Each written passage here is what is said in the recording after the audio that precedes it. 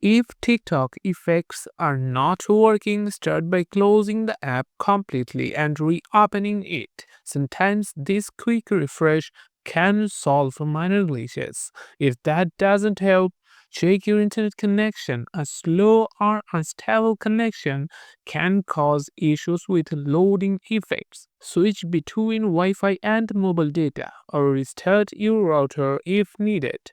Make sure your TikTok app is up to date. Open the Google Play Store, search for TikTok, and update the app if an update is available. Outdated versions can cause feature like effects to malfunction. Next, try clearing the app cache. Go to phone settings, find apps, app management, and select TikTok.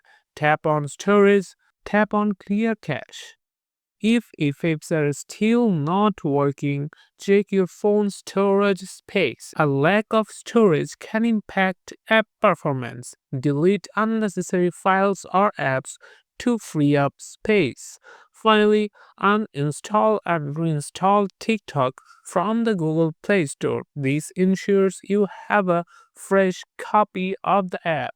If none of these steps work, consider reaching out to TikTok support for further assistance.